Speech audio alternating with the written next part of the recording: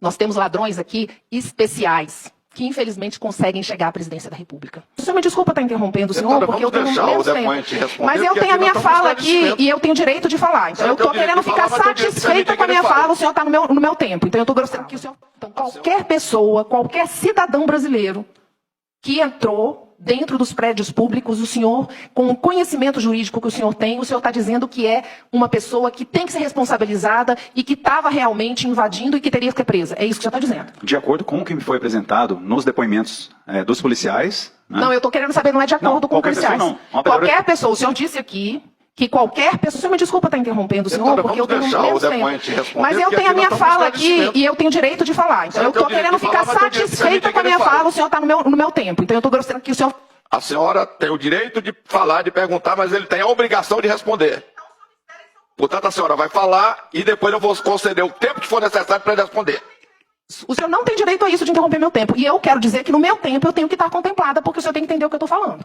Eu estou querendo que o senhor me explique se qualquer pessoa, que seja senhora, que seja jovem, que seja homem, que seja mulher, que seja homossexual, que seja LGBT, qualquer pessoa brasileira que entre dentro de um prédio público, da forma que foi falado que o senhor disse, tem que estar presa. É isso que eu estou perguntando.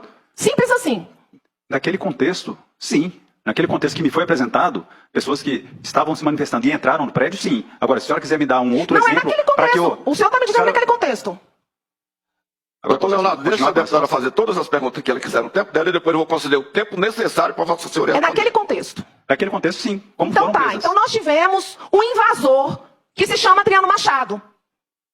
Adriano Machado é um depoente que teve na CPI essa semana, que estava portando uma máquina fotográfica, e naquele contexto, como o senhor disse, como delegado, ele tem que estar preso.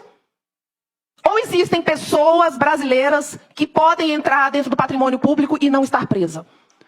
Naquele contexto, tem que estar presa. Depende do que for apresentado. Eu não sei como ocorreu a situação. Adriano Machado é aquele senhor... então eu vou mostrar... Eu vou falar para o senhor, porque pena que se eu soubesse que o senhor está falando isso, eu teria trazido o vídeo que eu já apresentei algumas vezes. Adriano Machado é aquela pessoa que foi contratada para fazer um documentário do 8 de janeiro, que existiu sim. Existiu sim. 8 de janeiro existiu. Existiu com invasores. Existiu com pessoas que depredaram. O Adriano Machado é um jornalista da agência Halt, que está lá trabalhando. E aí, o senhor está dizendo que qualquer pessoa que entra num prédio público, ele tem que estar preso. Eu estou ouvindo isso aqui de um delegado.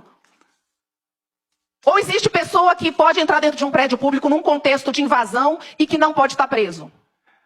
Deputado, agora é relativo, doutor Leonardo? Como eu falei para a senhora, eu avalio a situação. A situação é essa.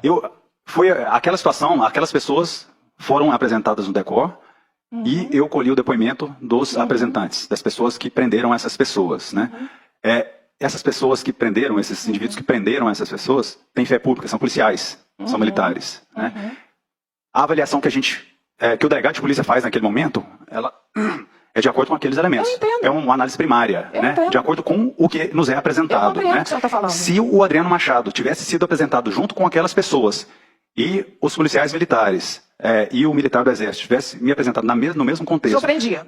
Claro, eu não tinha outros elementos. Muito grata pela sua resposta. Eu não tinha outros elementos. Muito grata pela sua resposta. Posteriormente, agora, eu estou satisfeita com essa resposta. Porque eu não tenho muito tempo. Desculpa, doutor Leonardo. Posteriormente, com imagens, naquele momento eu não tinha, com imagens, com extração de dados do telefone celular, essa convicção poderia mudar, mas naquele momento eu acredito, eu tenho que dar credibilidade ao que me é dito. Eu não estava na situação. E ele esteve essa semana como testemunha, inclusive eu quero registrar aqui que ele é um dos invasores.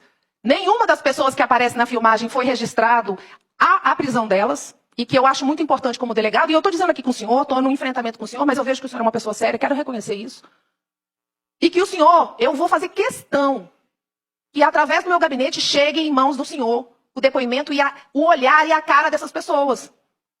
Para que o senhor tome a atitude que é necessária, porque o senhor vai ter a prova. A outra coisa que eu gostaria de falar aqui em relação ao depoimento do Adriano Machado, e para mim é muito importante essa fala do senhor, porque eu fui a requerente junto com esses dois deputados aqui, deputado Daniel de Castro, deputado Thiago Manzoni e deputado Joaquim Roriz, para que esse requerimento fosse aprovado aqui. Porque eu quero dizer que eu sou uma grande defensora da imprensa, a liberdade da imprensa, até de não concordar com o que eu estou falando. Mas nós não podemos dar salvo-conduto para ninguém. E o senhor Adriano Machado esteve lá, contratado, para que ele pudesse fazer um ensaio cinematográfico com esses vândalos. que não estão na cadeia. Nenhum deles está na cadeia. E que nós temos, sim, inocentes úteis, como o senhor disse, senhores e senhoras, que estavam rezando, sim, mas que foram utilizados para que dia 8 de janeiro existisse, porque eu nunca neguei que 8 de janeiro não existisse. É um dia infeliz para todos nós. É o dia que tentaram calar os brasileiros, as brasileiras. Tentaram calar pessoas, como disse aqui o deputado Thiago, senhores e senhoras que amam por esse Brasil e contribuem para o salário do senhor, para o meu salário, para o salário do deputado Chico Vigilante, para os pagadores de impostos. Eu quero registrar e quero aqui dizer, exaltar o trabalho do deputado Arthur Maia, que é o presidente da CPMI. Um colega que foi meu e eu estou querendo aplaudir o presidente da CPMI. Ele tem feito um trabalho de excelência, dando voz, com muita seriedade e muita responsabilidade, para os parlamentares, senadores e deputados da oposição e da base, porque é assim que se faz uma democracia, respeitando os diferentes. Quero registrar que o ministro Flávio Dino, ele se recusou a dar imagens, mais de 30 imagens que foi colocado, isso porque foi autorizado pelo STF. Esse mesmo ministro Flávio Dino, que era responsável pela Guarda Nacional, e que o senhor Adriano Machado disse a essa CPMI que viu a Guarda Nacional inerte no estacionamento do Ministério da Justiça. Isso não sou eu que estou falando, não. É o senhor Adriano Machado, do qual o senhor disse que pelo que está sendo posto, devia estar preso.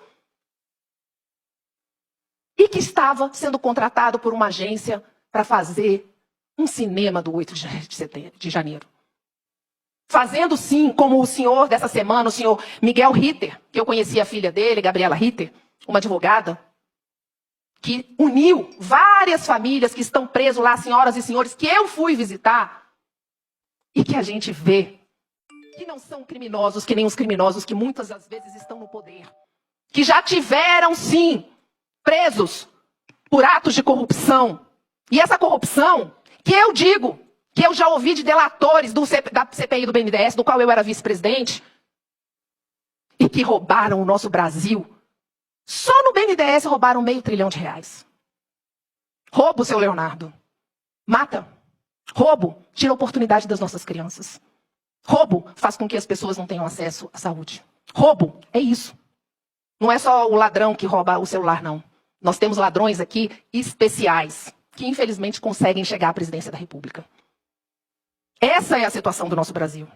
Essa é a situação que, infelizmente, o ministro Flávio Dino não só entregou as filmagens que foram autorizadas pelo STF, mas o ministro Flávio Dino também está querendo arrumar uma Guarda Nacional permanente.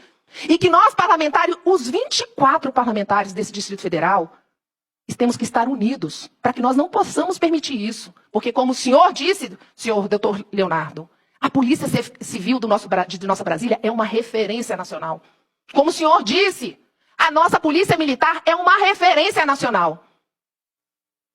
E o seu Flávio Dino está querendo tirar o nosso fundo constitucional para que ele possa justificar essa força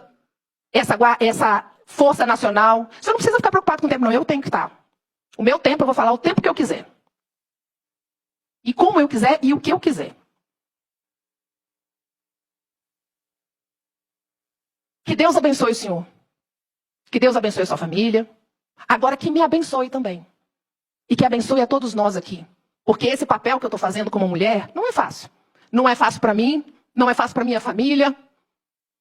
Não é fácil como brasileira. Saber que tem tantas injustiças. Saber que nossas crianças estão abandonadas. Enquanto uns dão uma risadinha. Com pessoas inocentes presas. E quanto um cara que roubou o nosso país está na presidência da República. Que Deus abençoe. Muito grata, presidente.